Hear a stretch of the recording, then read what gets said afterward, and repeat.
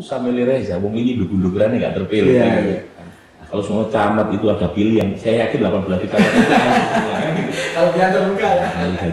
Ya sedikit iri dengan Golkar tadi sudah pemudanya hampir, kalau dulu kan pengurusnya ya eranya sudah berubah. Melihat adanya podcast ini ya sudah sangat apresiasi, ini adalah cara komunikasi dengan masyarakat.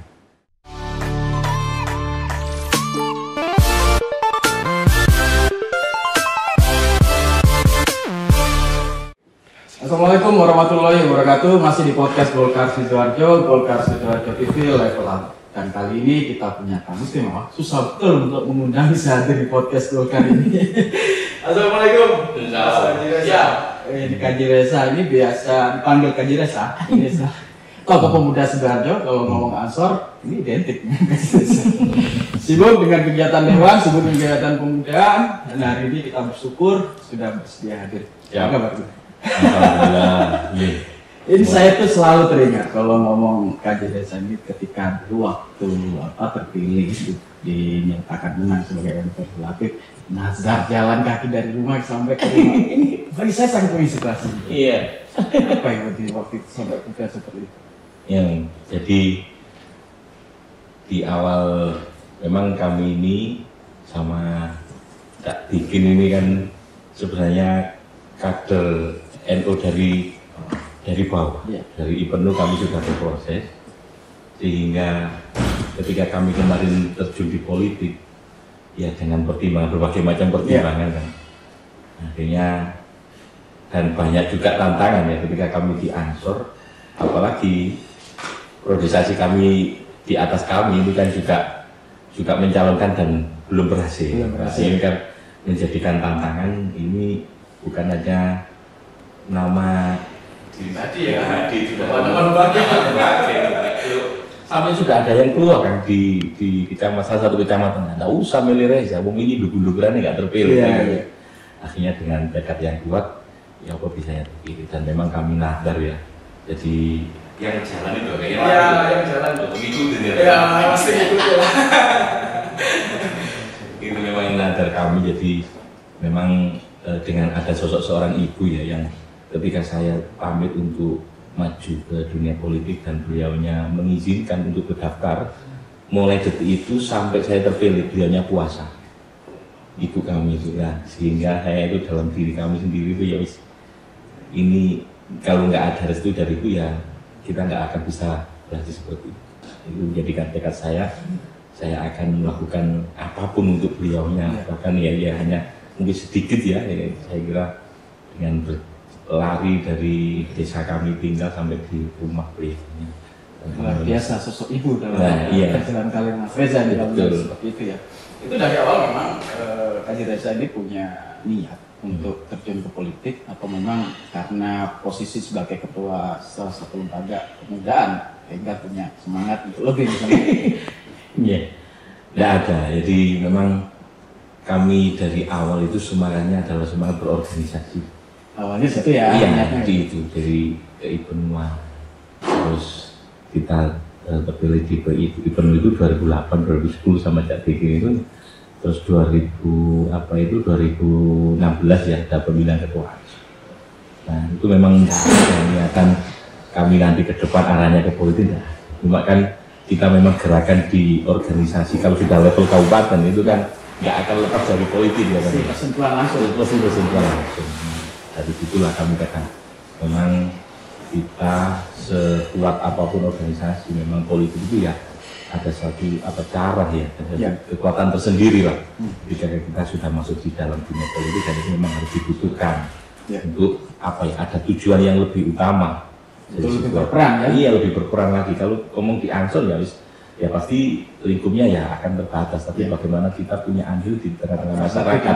Kalau kita punya sebuah kekuatan atau power di politik gitu. Kalau di teman-teman Ansor sendiri memang ada ini ya, ada semacam, atau itu mungkin bukan hanya pilihan ya ketika terjun politik, itu hanya pribadi atau memang dari organisasi semua? Itu ya pilihan, bagian dari pilihan, tidak ada dari Ansor harus nanti pindah. Cuma memang yang namanya kader-kader Ansor, terutama di Sidoarjo ini kan memang semangat dari teman-teman sahabat-sahabat yang di bawah itu kan kita dan terus bagaimana sahabat-sahabat Ansor ini sekecil apapun peluang atau jabatan strategis harus direbut. Iya. Artinya bahwa kita ini orang waras. Hari ini yang waras nggak boleh ngalah, kan gitu kan? Harus memberi kontribusi. Harus memberi kontribusi dengan cara apa? Apapun, jangankan Pileg, jangankan DPR, RT pun kalau itu sahabat-sahabat memang mumpuni, silakan direbut. Ya. Jadi itu semangat kami ke bawah itu, sehingga bukan kok terus Ansor ini harus selalu, tidak. Yang penting kamu punya ukuran standar, biar apa? Kamu ini punya nilai di tengah-tengah masyarakat. Tidak ngomong NKRI, Pancasila, tapi nggak punya kontribusi di tengah-tengah masyarakat.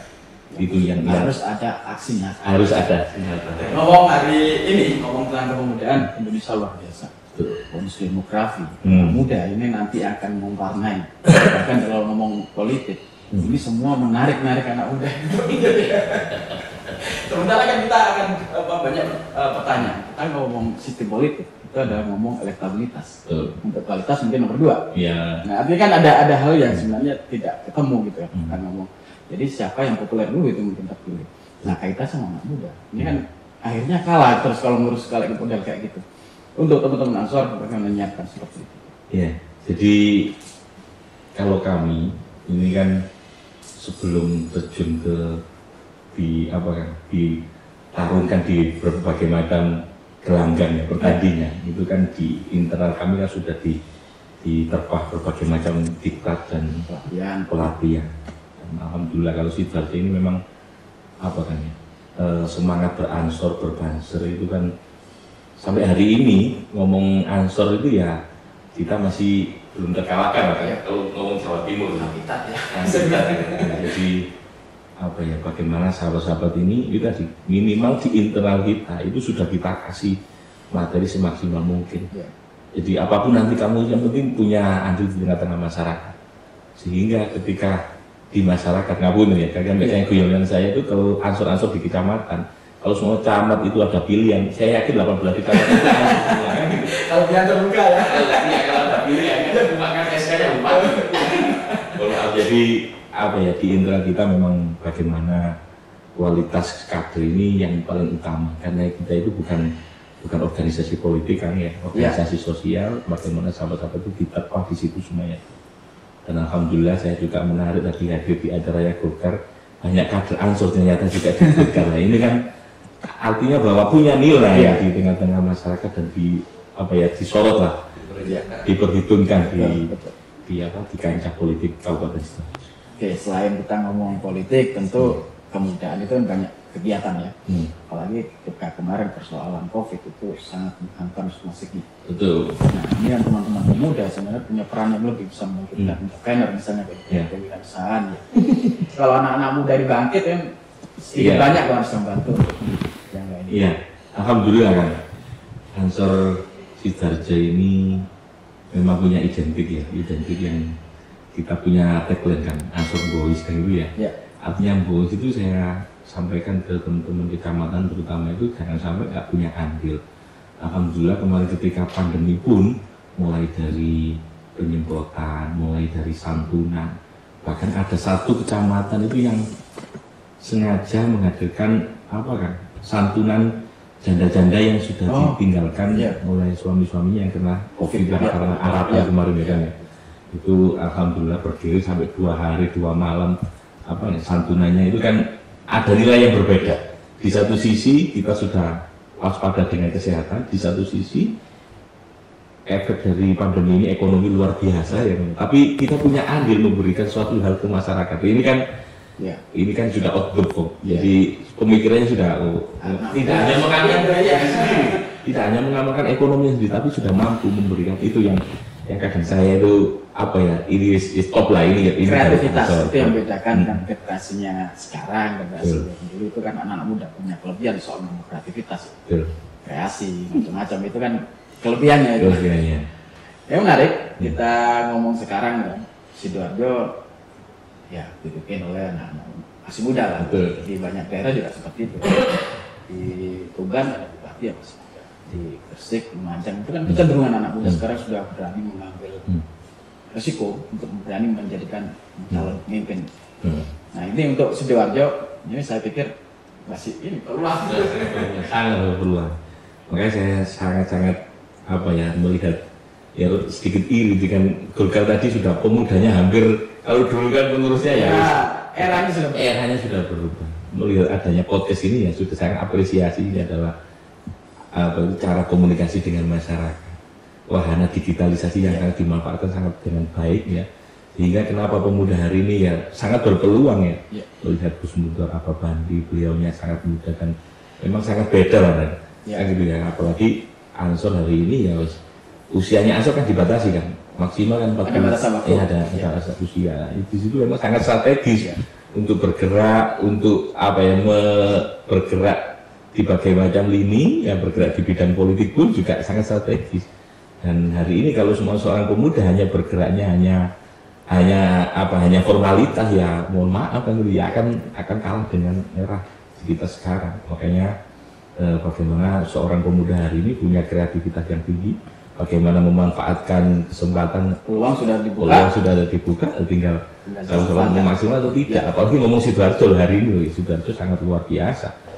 Sekarang Gus Bupati juga sangat welcome dengan teman-teman pemuda, tinggal mau tidak kan gitu ya. Kadang itu tadi ya, saya melihat beberapa organisasi kepemudaan yang bergerak di bidang sosial ya hanya formalitas, pelantikan, raker tanpa kegiatan nyata. Itu ya sangat eman. Karena potensinya luar biasa kalau dikelola bisa memaksimalkan itu. Terakhir mau sampaikan untuk teman-teman muda Sidoarjo ini kaitannya dengan banyak potensi yang juga bisa dimanfaatkan oleh anak muda ini.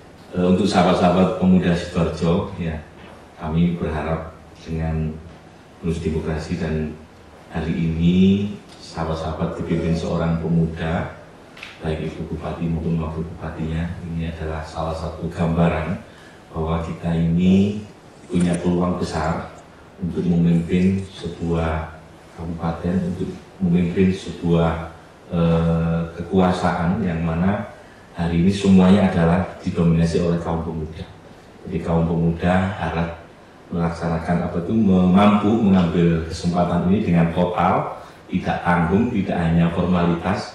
Jadi biar tidak megah jaya, tidak hanya numpang keren saja, tapi tidak punya kontribusi di tengah-tengah masyarakat, tidak punya nilai di tengah-tengah masyarakat. Menarik, kemarin kita ramai soal persoalan NKRI, separatisme, radikalisme. Ini kan teman-teman anak muda ini kan tampil terdepan yang benteng negara ini. Nah, teman-teman Ansor saya pikir juga punya andil yang luar biasa untuk kemarin. Betul. Jadi memang Ansor ini kan didirikan mulai 1934 kan ya, 1930. Artinya sudah mengikuti era kemerdekaan. Mulai dari awal itu sudah ikut.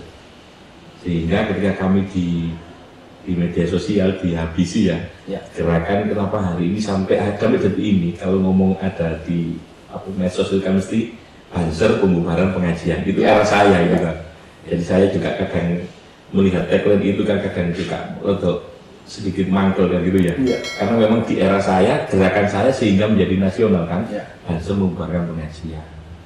Sebenarnya perlu diketahui bahwa sebenarnya bukan pengajiannya yang kita bubarkan, tapi isi dari pengajian itu yang sudah tidak cocok dengan masyarakat yang ada. Apalagi ngomong Sidoarjo. Nah, ini kan yang harus kita, ayo teman-teman pemuda semuanya juga ikut andil, ikut serta, pekah terhadap gerakan-gerakan eksternal, gerakan kanan kiri kita. Jangan adu tak adu bahwa mereka ngapain, tapi ini yang paling bahaya. Kalau sudah ngomong sudah nggak mau peduli dengan kanan kirinya. Nah, jadi ngomong Sidoarjo ini, kekuatan Sidoarjo ini powerful loh ya. Ngomong anti radikalisme, ngomong teroris dan yang lainnya, saya kira di Sidoarjo ini sudah kuatnya minta ampun. Tapi ya mesti di beberapa kecamatan itu masih ada gerakan yang tidak mau mengibarkan bendera merah putih, mau rokok NKRI itu masih. Ini kan yang kadang kita itu, ayo pemuda-pemuda Sidoarjo itu ikut sama-sama bergerak. Jadi biarlah mereka itu mesti bully ke Banser ya, Banser itu biasa. Cuma kan ada dua hal kan kenapa Banser itu sampai dibully, itu kan mesti nggak tambah sepi kan. Hari ini periode saya saja sudah 40 kali diklat. Satu kali diklat itu besok Jumat itu ada Susbalan 260 peserta itu yang ikut dari Sidoarjo 170 yang di luar sampai Kalimantan itu ada puluhan yang Kalau daftar. persoalan kader nggak akan pernah. Ya akan pernah khawatir. Karena apa? Ada dua hal yang menjadikan semangatnya kenapa kok Banser itu dibully model apa mesti akan bertahan. Ya. Satu, karena cinta kepada NKRI. Yang kedua, manut kiai. Jadi perintah dua hal ini yang menjadikan semangatnya sama-sama Banser. Dibully seperti apa nggak akan pernah luntur ketika kita dua hal tadi. Ketika ada perintah kiai sudah reza bergerak, kegedangan kemarin yang bubarkan pengajian kita pasti akan kita bergerak karena perintah kiai. Ketika kiai stop, ya sudah. Sama halnya ketika sahabat-sahabat ini bergerak kemarin Suginur ya yang kita tolak di FAP itu ya memang karena nggak cocok dengan masyarakat Sidoarjo. Nah ini kan yang harus kita sesuaikan. Dulu Wali Songo mau berdakwah itu harus menyesuaikan. Ini orang Sedati sukanya apa, orang Japon sukanya nggak boleh di kebiaunya disamaratakan sehingga tidak akan mengganggu kebiasaan. Menarik ini ngomong masalah desa ini. Ini masanya sudah sudah tertata ini. Figurnya populer, kapasitas oke, layak lah kalau nanti bisa 2024. Gimana Mas? Ini pertanyaan yang paling sulit ini sebenarnya ini. Jadi kita ini kader kan ya, kader Cina atau ulama. Kita ini tadi yang penting perintah menurut perintah kiai, perintahnya seperti apa ya kita nanti kita maksimalkan. Kita sebagai ansor yang harus bagaimana kita membentengi ajaran akidah sunnah wal jamaah ya dengan kiai dan kayak seperti apa kita maksimalkan lah ya pengkaderannya ada di apa di kecamatan di ranting masih banyak ya banyak apa ya kejanggalan sosial yang harus kita hadir di sana, harus kita membantu di sana. Terkait nanti ranting seperti apa ya itu Ikuti aja dulu. Jadi kita maksimalkan apa yang ada yang kita punya nilai, kita punya memberi manfaat sebagai masyarakat. Ya, terima kasih. Siap.